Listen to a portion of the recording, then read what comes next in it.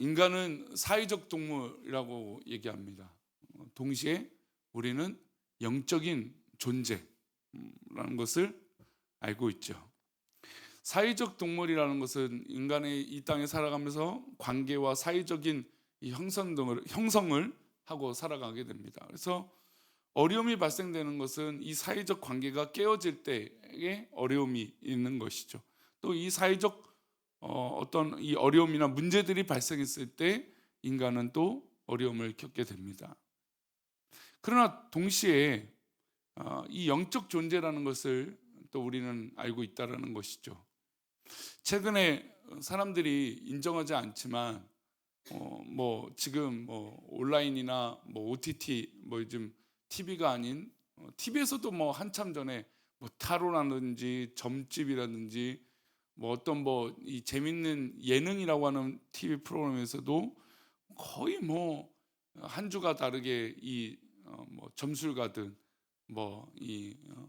아니면 이 타로를 보는 주술을 아는 이런 것들이 등장을 합니다. OTT에서도 요즘 어느 점집 그래갖고 최근에 관악산인가요? 거기가 신령한 산이다. 새 힘을 받는데 좋은 산이다. 그래갖고 요즘 등산객들이 관악산에 줄을 쓴대요. 그러니까 좋은 기운 받으려고. 그러니까 사람들이 스스로 인정하지 않지만 교회를 안 다니고 신앙이 문제가 있다. 신앙은 마음이 약한 사람들이 하는 것이다. 그래 놓고 결국 어디를 찾아요? 점집을 찾는 거죠. 그런 신비로운 것을 찾는 거예요. 그런 거 보면 인간은 또한 영적 존재라는 것을 부인할 수 없습니다. 전 세계를 들여다봐도 많은 사람들이 이 신앙적인 관에서 또 이 영적인 문제에 대해서 고민들을 많이 하고 있는 것을 알 수 있습니다.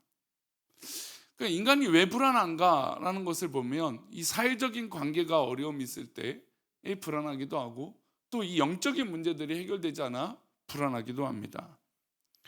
이 한 가지라도 무너지면 인간은 불안한 존재가 되고 또 삶에서 내 상태가 무너졌다라고 느끼게 되는 것이죠. 오늘 시편 22편의 저자인 다윗은 어떻게 보면 좀 그런 이 어려움이 이에게 닥쳐온 것입니다. 특별히 시편 22편은 메시아 고난의 시라고 고백합니다. 시편 22편은 신약에서 많이 인용되고 있고 예수님께서도 이 시편을 인용하셨습니다. 특별히 십자가상에서 나의 하나님 나의 하나님 어찌하여 나를 버리시나이까 라고 외쳤던 이 고백은 바로 이 시편을 인용하신 것입니다.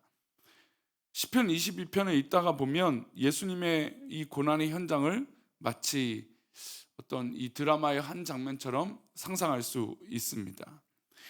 예수님의 이 고난 시에 동시에 다윗은 이 시편을 기록할 당시에 자신이 겪었던 인간적인 큰 고통, 영적인 고통을 입은 정말 그것을 가감 없이 자기의 고백할 수 있는 방법으로 다 고백한 것입니다. 1절과 2절인데요. 어떤 마음으로 다윗이 그 고난을 고백했는지 한번 보겠습니다. 내 하나님이여 내 하나님이여 어찌 나를 버리셨나이까 어찌 나를 멀리하여 돕지 아니하시오며 내 신음소리를 듣지 아니하시나이까 내 하나님이여 내가 낮에도 부르짖고 밤에도 잠잠하지 아니하오나 응답하지 아니하시나이까. 다윗이 겪고 있는 고통은 하나님과의 관계 단절의 고통입니다. 하나님께 아무리 부르짖고 아뢰어도 하나님이 듣지 않으시는 것 같았습니다. 그리고 하나님이 어떤 사인도 주지 않으신 것이죠. 그러니 그가 다윗이 고백하는 것은 전혀 하나님이 나에게 응답하지 않는 것 같이 그렇게 느껴진다라고 지금 고백하고 있는 것입니다. 그러니까 서론에 말씀드린 대로 인간이 고난이 느껴지고 어려움이 느껴지는 게 사회적인 단절도 있지만 영적인 단절이 있을 때 어려움이 있다라는 것이죠. 지금 다윗은 하나님과의 관계 단절을 느끼고 있다라는 것입니다.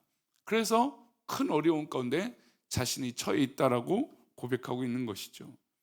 하나님께 간절하게 기도하는데 주님께서 기도를 응답하지 않는 것 같은 오히려 고통 속에 우리를 어떻게 보면 좀 방임하시는 것처럼 느낄 때가 있다라는 것입니다. 그래서 예전에 이 교부들이 초대교회 어떤 교부들이 이 하나님께서 우리에게 응답하시지 않는 시간, 그 시간을 어떻게 표현하냐면 영혼의 깊은 밤이라고 표현을 했습니다. 그러니까 하나님께서 언제나 나에게 응답하시는 것 같은데 갑자기 내가 아무리 부르짖고 기도해도 또 하나님께서 나를 그냥 그대로 두고 반응하시지 않는 이 영적인 깊은 어둠의 밤 같은 그런 시간이라고 말했던 것이죠. 우리가 하나님을 찾지 않는 것이 아닌데 하나님을 목청껏 부르짖고 또 매일같이 엎드려 기도하는데 하나님이 우리를 가만히 두고 계시는 것처럼 느낄 때가 있다는 겁니다. 지금 다윗은 하나님께 그렇게 지금 나아가고 있습니다. 하나님께 하나님이여, 하나님이 어찌 나를 이렇게 버리시나이까? 내가 이렇게 어려운 가운데인데 왜 하나님은 나에게 반응이 없으십니까? 무관심하고 계십니까?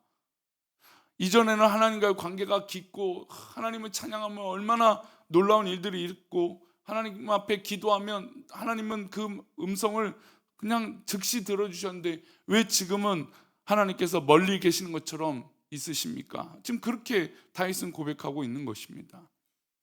그런데 다윗은 이 고통만으로 끝나지 않았습니다. 더 큰 고통과 깊은 고통이 주변 사람들, 가까운 사람들 가운데 있었습니다. 우리 2절 13절 말씀인데요, 함께 읽겠습니다. 12절 13절 말씀입니다. 많은 황소가 나를 에워싸며 바산의 힘센 소들이 나를 둘러쌌으며 내게 그 입을 벌림이 찢으며 부르짖는 사자 같으나이다. 많은 황소, 바산의 힘센 소들, 부르짖는 사자라고 하는 표현하는 사람들이 다윗을 삼키려고 하고 있습니다. 원래는 좋은 사람들이었습니다. 원래는 다윗이 권력을 갖고 있었기 때문에 관계가 좋은 사람들이었고 다윗에게 좋은 이야기를 했던 사람들이었습니다. 근데 다윗이 권력을 잃자 어떻게 됐습니까? 광야로 가게 됩니다. 광야에 몰리게 되니까 그들은 마치 소들이 되고 그들은 마치 사자가 되어서 다윗을 집어삼키려고 하고 있다는 겁니다. 사울 왕에 쫓겼을 때 이 다윗을 만만이라고 부르고 사울은 천천이라고 불렀던 그 사람들이 갑자기 하루 순간 다윗을 조롱하는 사람들이 되었습니다. 다윗이 왕이 오르고 권력이 있을 때 정말 힘이 있었을 때는 다윗을 노래했던 찬양했던 그들이 압살롬이 반역하니까 그의 아들이 반역하니까 갑자기 다윗을 조롱하고 다윗을 몰아세우는 그런 사람들이 된 것입니다. 그래서 다윗은 그들을 향해서 그들이 마치 많은 황소, 바산의 힘쓴 소들, 부르짖는 사자 같은 그런 사람들이라고 말하고 있는 것이죠. 우리도 이런 경험을 하지 않습니까? 좋을 때는 주변에 사람들이 많이 있는데 주변으로 밀려나 고통을 겪을 때는 사람들이 벌떼같이 들려와서 그저 조롱하고 마치 나를 외롭게 만드는 그런 경우들이 있지 않습니까? 한때는 친구라고 했던 사람들이 배신하고 또 말할 수 없는 수렁으로 우리를 빠뜨리는 경우들이 있다는 겁니다. 사회적 관계도 끊어지고 영적 관계도 끊어진 고통 가운데 다윗이 지금 처해 있는 것입니다. 그러나 다윗은 이 고통에서 그냥 죽지 않습니다. 고통 가운데 자신을 방임하지 않습니다. 여기서 다시 딛고 일어서는데 그가 일어서는 힘이 참으로 귀합니다. 우리도 어려움이 있을 때 이 다윗처럼 다시 일어서야 돼요. 22절입니다. 함께 읽겠습니다. 내가 주의 이름을 형제에게 선포하고 회중 가운데에서 주를 찬송하리이다. 다윗은 찬송을 자신이 일어서는 힘의 근원으로 세운 것입니다. 일반적으로 찬송을 언제 합니까? 마음이 기쁠 때, 행복할 때, 아침에 눈 떠서 세상이 아름답고 아무것도 부러울 것 없을 때 찬양할까요? 여러분, 우리가 어렵고 힘들 때, 또 때로는 기쁘지 않을 때, 또 굉장히 큰 어려움과 우울감에 사로잡혔을 때 오히려 그때 우리는 하나님을 더욱더 찬양하는 것이죠. 최근에 우리나라에 얼마 전에 광화문에서 이 콘서트를 열어서 화제가 됐던 전 세계 1위를 하고 있는 그룹이 있습니다. 근데 그 그룹의 노래를 이긴 또 이 그룹이 있어요. 악동 뮤지션이라고 하는 그룹이에요. 근데 그 사람이 이 그룹이 우리가 잘 알고 있는 선교사님의 자녀들이다 잘 알고 있죠. 근데 최근에 이 노래가 1위를 하고 있어요. 근데 그 노래의 가사들을 보면 우리 언젠가 한번 우리 성도들에게 설교 때 한번 인용을 해도 좋겠다 싶을 정도로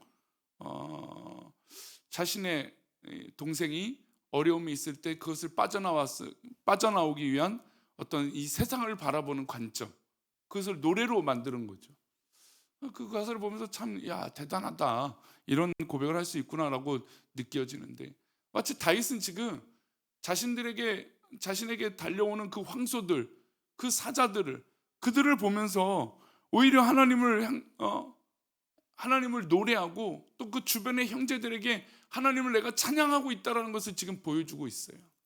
어려움이 있고 정말 세상 정말 견디기 어려운 그 고통이 있지만, 오히려 지금 광야에 내몰린 그런 상황이 됐지만, 그러나 그 순간에 오히려 하나님을 찬양한다는 겁니다.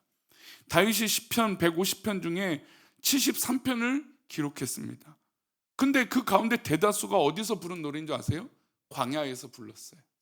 어려울 때 불렀다라는 거예요.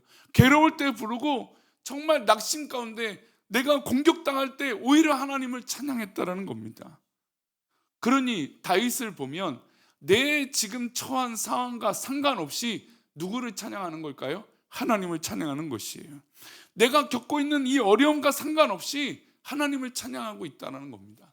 이게 굉장히 중요하죠. 우리는 어떤 조건이 되면 하나님을 찬양합니다. 우리가 어떤 이유가 되면 하나님을 찬양하려고 해요. 아니에요. 그것이 아니에요. 우리는 그저 지금 내가 할 수 있는 것이 하나님을 찬양하는 것이 가장 위대하고 귀한 것이죠. 다윗은 사회적 어려움이 있고 영적 어려움이 빠졌을 때 오히려 그 형제들에게 보여주는 것은 하나님을 찬양하는 모습이었다는 겁니다.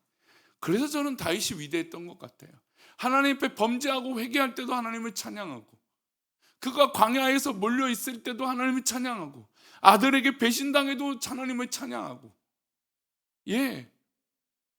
그런 모습이 바로 다윗의 위대함이 아닌가, 그런 생각이 듭니다. 또한 다윗의 찬양함으로 끝나지 않았습니다. 27절 말씀도 볼까요? 함께 읽겠습니다. 땅의 모든 끝이 여호와를 기억하고 돌아오며 모든 나라의 모든 족속이 주의 앞에 예배하리니. 땅의 모든 끝이 여호와를 기억하는 거예요. 돌아오며 모든 나라의 모든 족속이 주의 앞에 예배한다. 그러니까 다윗이 자기만 예배하고 자기만 위로받고 하는 것이 아니라 이 선한 영향력이 주변의 향기가 되기를 바랬다는 겁니다. 찬양의 향기가 돼서 많은 사람들이 하나님을 예배하고 하나님을 찬양하는 그런 은혜가 있기를 바라는 거예요. 그러니 자기에게 달려오는 그 황소들, 자기를 집어삼키려고 하는 그 사자들, 그들이 하나님을 찬양하는 그 은혜로 그들이 변화되기를 바랬다는 것이죠.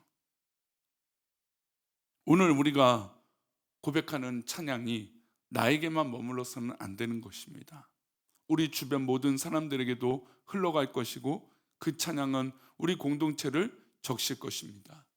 저는 그래서 우리 교회가 정말 날로 찬양의 기쁨이 있었으면 좋겠어요.